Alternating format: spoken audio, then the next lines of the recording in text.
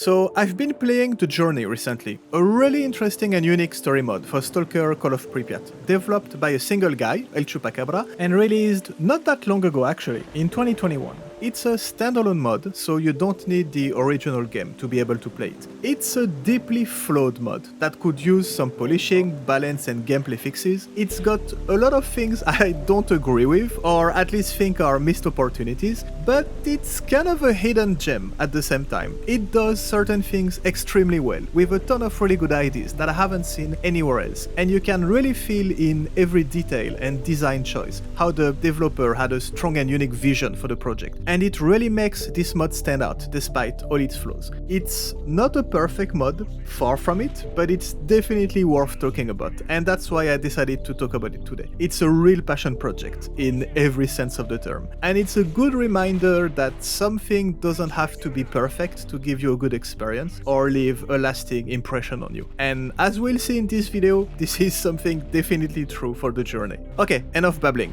let's get started. If this video convinces you to try it out, you will find a quick installation tutorial at the end with all the links in the description as usual. And if you're interested in discovering the mod but not playing it directly, you will find my full playthrough of it on the secondary channel. I think I'm gonna keep this format for all my story mod reviews. I used to record myself playing a mod, write the script, edit the video with the best part of the footage, publish the final review video, and throw everything away when I was done. Now you will find my full uncut playthroughs on the secondary channel. I figured some people might want to watch them. It's not a lot of extra work for me to publish them, and at least they're living there now, instead of being trashed away. Okay, let's get started for real this time.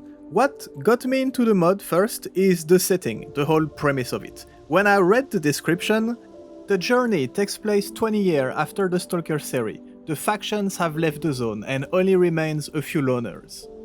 This idea that people and factions for some reason have left the zone and now nature is slowly reclaiming it, wildlife is thriving, exactly like the real exclusion zone, and there's only a few people left in this decaying world. I mean, come on, why this mod has been sitting on my review list for like 3 years now? Why didn't I play it sooner? It kinda sounds amazing. And the mod actually delivers on its premise. You are a simple hunter that lives with his brother in the valley, a quiet area right next to the zone. There's no mutants here, no stalkers, just wildlife, deers, wolves, crumbling buildings, and a couple other hunters living in these cabins. This starting map in the valley is one of the 3 brand new maps created for the mod, and you will explore 4 other maps you're already familiar with, Cordon, Garbage, Agroprom and Yentar, but completely revamped and redesigned to fit the story, a zone that has been pretty much abandoned by most people and is slowly decaying and falling apart. I mean, getting to familiar places like the Rookie Village in Cordon, that's generally a small haven of peace where you can rest and recoup with other stalkers,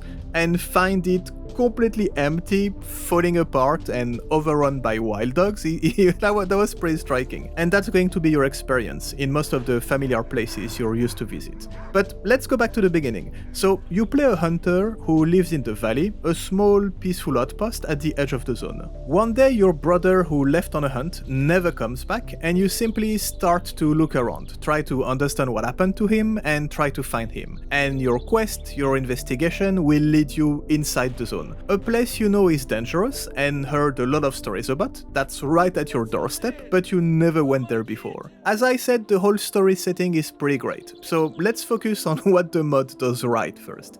I really like the dev choice to make all your progression, the way you're gonna learn more about the story, fully through dialogue and exploration. There are no real missions, no tracked quests with quest markers to complete, no minimap. Everything is done simply by talking to people and using the information or advice they give you. You have to find your brother, and that's it pretty much. You're never gonna have a single other mission in your PDA. Important information is highlighted in red in the dialogue. It's a nice quality of life detail, but honestly, everything is pretty simple and straight to the point. It's hard to miss the important stuff anyway. NPCs will still ask you for some help sometimes, give you some specific task to do for them, give you clues on places to explore and avoid. So technically they're still missions, yes, but nothing is mandatory. You don't have to talk to people if you don't want to. You're gonna miss most of the story if you don't talk to anybody, of course. It's gonna make your life much harder, but it won't stop you from progressing deeper into the zone if that's the way you want to do it. For example, you can talk to a guy in garbage, do a couple missions for him so you can gain his trust, then he will tell you to visit one of his friends that lives alone in another place in the wild, who's gonna give you some info on some hidden gear deep inside some creepy tunnels after doing some missions for him too,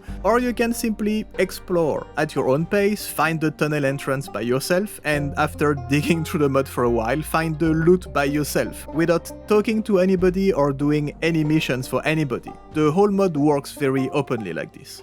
I personally decided to talk to every NPC, learn as much as I could about the story and the lore, and basically follow the very straightforward progression, from NPC to NPC to location, but nothing is gated behind specific missions, tasks, or people you have to talk to. You're free to progress however you want. You only start with a hand-drawn map to help you navigate, which I actually find pretty cool and really adds to the immersion. I just wish there was some backstory to it, because it's here in your PDA when you start the game, with no explanation, and you're someone who technically never went to the zone before. Getting the map from an old retired stalker or something with some explanation of why it's hand-drawn would have been super cool. I actually would have ditched the whole PDA altogether, by the way. There's no missions to track or any markers anyway, so it's kinda useless. Leftovers of a technology that people do not use anymore in the zone. It would make sense because there's no artifacts in this mod. I mean, technically there's artifacts, but there's no more working detectors anywhere, so you have nothing to find them. You can do a side mission to gather all broken detector parts and have a tech build you the first detector in the zone in 20 years, but it's not really important to the story, just a nice little side quest that gives you a bit more lore about the mod. So not having any PDA and just a paper map would have been completely fine too. Anyways, the story is great, the whole lore and setting is super interesting, and I find this bold choice to have no mandatory mission and all the progression through exploring and dialogue really good. And it works. I never felt lost or confused because of it, and progressed the story in a pretty linear way actually, while still feeling that I was free of doing whatever I wanted at the same time. And on that aspect, the mod is doing an amazing job at storytelling through gameplay. I love the new locations and the overall atmosphere is great. The zone really feels like it's slowly decaying and a completely abandoned place, and the sound design is simple but can be very good and effective at times. You can add to these subtle changes to the look of some mutants. They have different variations, with more dangerous than others. Same for the Stalker models, some are actually pretty cool with new outfits, and it fits the narrative of new people inhabiting the zone, now that all the factions left. So all of this is the good stuff. The mod is a pure narrative-driven project, so there's no crafting, no repairs, very limited amount of weapons and armors, there's basically no economy because there's no traders in the zone anymore. I mean, you can trade directly with random stalkers, but that's pretty much it. No extra quality of life, extra items, animations, or anything more than the base Call of Pripyat game. It's purely focused on the story, the new areas to discover, and exploration. All of this is perfectly fine by me, by the way, and I don't have any issue with it. But now let's talk about the less good stuff. I think my main issue with the mod is the extremely lacking and frustrating gunplay. If the dev decided to leave it exactly like it was in Call of Pripyat, I would have been fine with it, but I have a very hard time getting behind some of the balancing decisions around weapons. Every single gun is cartoonishly inaccurate, and the recoil is pretty bad on everything also. There's this very strong sway that was added to everything, which makes hiding behind cover and picking enemies a real slug.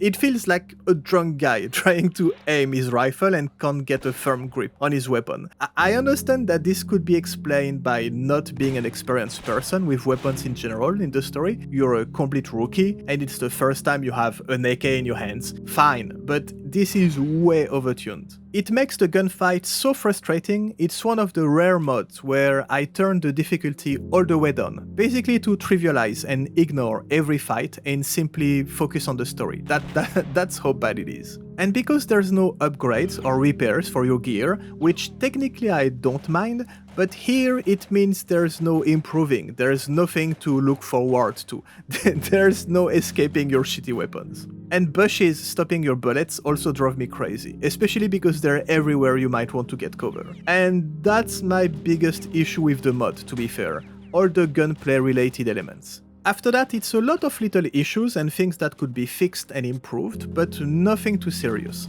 Some areas have a bit of a high enemy density, which kinda contradicts the whole zone has been abandoned and nobody is here anymore idea, but I get it, you can't have everything fully empty with nothing happening either. Loot is a bit too abundant on enemies too. The world in general is very well balanced, with very scarce loot that you really have to look for to survive, but as soon as you start killing some zombies or other stalkers, you will quickly drown in loot, which kinda defeats the purpose, this idea of extreme scarcity and the whole spirit of the story. The PDA map doesn't match your in-game position in some areas, which is not a big issue and didn't bother me that much, but I figure I mention it. You will get used to simply listening to the directions people are giving you, and honestly you can do everything without using the map already. I think the links between the different locations, where the transition spots are, sometimes don't make sense and can be a bit confusing, especially obvious roads that seem to link between maps but are not.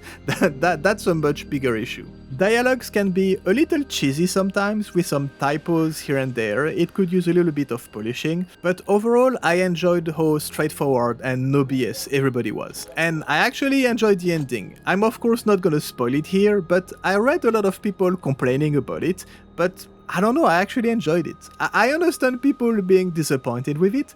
It's a bit like open to interpretation movie endings or not happy endings, things like this. It's done to personal taste in the end. But honestly, that's pretty much it for the bad things. Simply fixing the issues around the weapons balance, and this mod would be much more popular, I think. And I really appreciate that the dev released the SDK of the mod, so anybody can have access and use all the different assets he created for it, especially the outfits. There's some really cool Stalker outfits in there.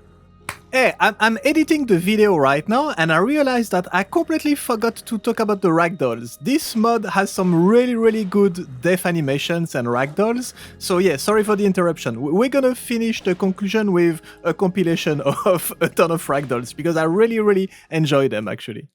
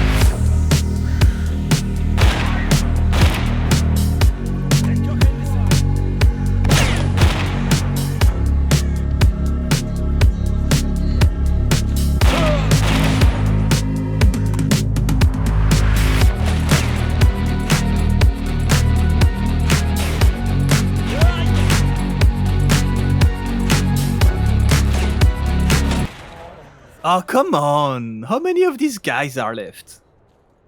So overall, if you want a cool new story to discover in a very interesting setting, explore new maps with great atmosphere, and enjoy the no hand-holding, figuring out things by yourself and progress at your own pace, you will probably enjoy this mod quite a bit. But if you want a more polished, straightforward experience with a tight, nice gunplay and all the quality of life add-ons that mods like Anomaly got us used to, and can't see yourself playing without them, yeah, this mod will probably frustrate you. Like I said in the beginning, it's a flawed but very unique experience, and I'm always impressed at the amount of work, time and passion people put into these projects. Even if it's not perfect, the journey is the perfect example of what makes the Stalker modding community great and so interesting.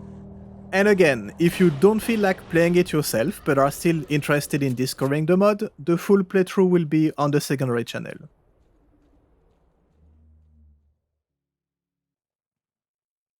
I'm not even sure it's really necessary to do an installation tutorial, but it costs nothing. So that's the mod. I'm gonna leave the link again in the description, and that's the fix for the Fov. So you're simply gonna start by extracting the mod with 7-zip, if possible.